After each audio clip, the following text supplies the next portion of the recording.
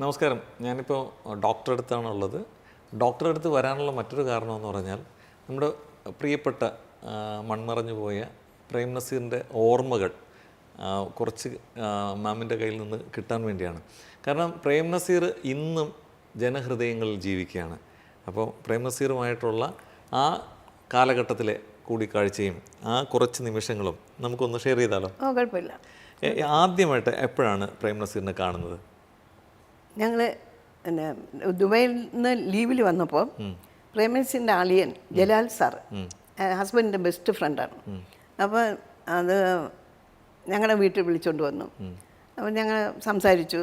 അത് that was in 1984-85 അപ്പോൾ എപ്പോഴും ഞങ്ങൾ ലീവിൽ വരുമ്പോഴത്തേക്കും used to come and visitors. അങ്ങനെയാണ്. അങ്ങനെ പിന്നെ പ്രേം നസീർ എന്ന് പറഞ്ഞാൽ ഒരു അകന്ന ബന്ധുവും കൂടെയാണ്. എൻ്റെ മദറിൻ്റെ ഫാദറും പ്രേം നസീറിൻ്റെ ഫാദറും കസിൻസാണ്. അതായത് കടനംകുളത്താണ് പ്രേം നസീറിൻ്റെ ശരിക്കുള്ള സ്ഥലം, ഒറിജിനൽ നേരത്തെയുള്ള. അത് ചെറിയൻകീഴ് പോയി കല്യാണം കഴിച്ചെന്നേ ഉള്ളൂ. കല്യാണം കഴിച്ച് സെറ്റിലായതാണ് ചെറിയൻകീഴ്. അത് കഴിഞ്ഞിട്ട് പിന്നെ he used to whenever he come to Dubai he used to come and visit അവർ പിന്നെ ഫ്ലാറ്റിൽ വരുമായിരുന്നു.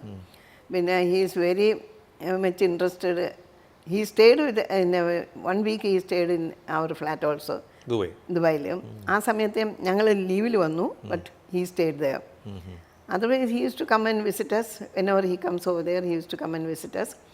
ലാസ്റ്റിലും എൻ്റെ മോളെ വരെ എടുത്തോണ്ട് നടക്കുമായിരുന്നു പുള്ളിക്കാരൻ. ഭയങ്കര ഹാപ്പി ആയിരുന്നു. പിന്നെ ഞാൻ ഭക്ഷണം കഴിക്കുന്നതിലും ഭയങ്കര സ്പെഷ്യലൊക്കെ ഉണ്ടാക്കി കൊടുക്കുമായിരുന്നു. കൊഞ്ച് ബിരിയാണി അങ്ങനെയൊക്കെ ഭയങ്കര കാര്യമാണ്. ഫുഡൊക്കെ എങ്ങനെയാണ് പുള്ളിക്കാരൻ ഞാൻ എന്തുണ്ടാക്കി കൊടുത്താലും കഴിക്കുമായിരുന്നു. ഒരു പ്രശ്നമില്ല. അങ്ങനെ ഇതെനിക്ക് വേണ്ട അങ്ങനെ പറയില്ല.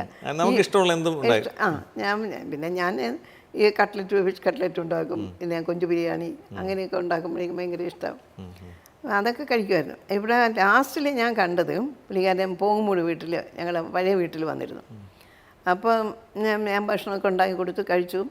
And he was telling me, hey doctor, anyway you are making the hospital, you have to keep one AC room for us, for me. That's what he said. Actually he is very fond of working. He will neglect food. That's what happened.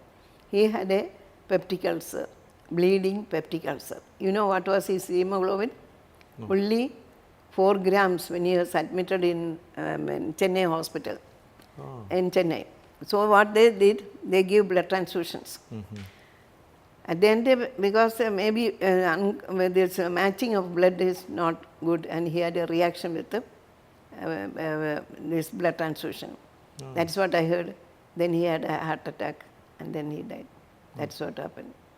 But anyway, he was a very, and whenever he used to come and we used to give him perfume. That is the thing we used to give for him. പിന്നെ മോളുടെ കല്യാണം കഴിഞ്ഞിട്ടാണ് പിന്നെ പ്രേം നസീറിൻ്റെ അളിയൻ പെങ്ങളെ ഭർത്താവ് ജലാൽ സാറും പുള്ളിക്കാരൻ മരിച്ചത്.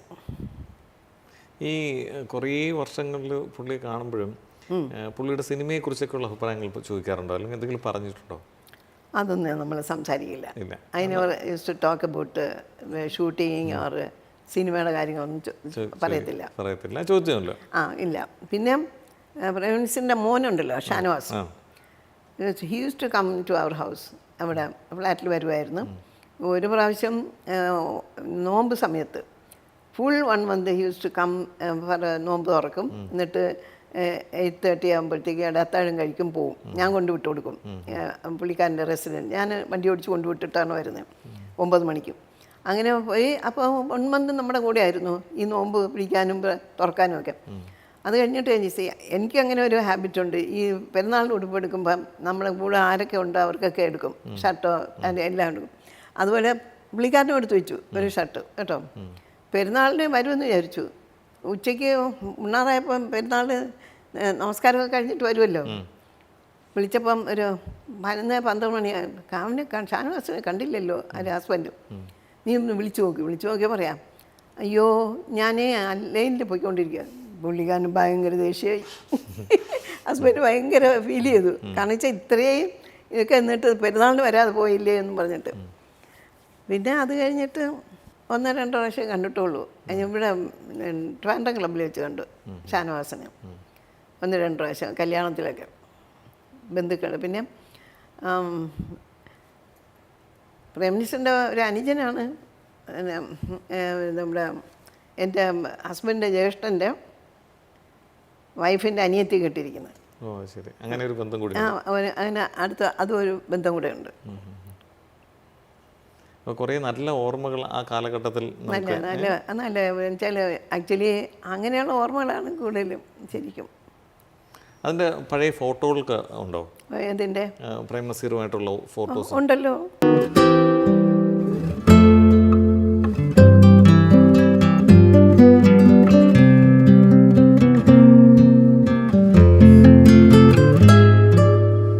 അപ്പം ഏതായാലും ഒരുപാട് സന്തോഷം. പ്രേംനസീറിനെ കുറിച്ചുള്ള ഓർമ്മകൾ ഈ വേളയിൽ നമ്മളോടൊപ്പം. ഇപ്പം ഞാൻ പ്രേംനസീറിൻ്റെ ഇപ്പോഴത്തെ ആനിവേഴ്സറിക്ക് ഞാൻ പോയിരുന്നു, അതിൻ്റെയും ഫോട്ടോ എടുത്തു. എൻ്റെ അവിടെ ഒരു ഇതുണ്ടായിരുന്നല്ലോ ഇവിടെ ടാഗോർ തിയേറ്ററിൽ പ്രേംനസീർ ഫൗണ്ടേഷൻ്റെ ഇത് ഞാൻ പോയിരുന്നു. അന്ന് ഞങ്ങളുടെ ഫ്രണ്ട്സും ഞങ്ങളെല്ലാവരും കൂടെ പോയി. അപ്പോൾ ഒരുപാട് സന്തോഷം ഇത്തരം മനസ്സിലുണ്ടായിരുന്ന ഈ വിവരങ്ങളൊക്കെ നമ്മളോട് ഷെയർ ചെയ്തതിന്. വീണ്ടും മറ്റൊരു അവസരത്തിൽ നമുക്ക് കാണാം. ഓക്കെ, നന്ദി, താങ്ക് യു. നമസ്കാരം.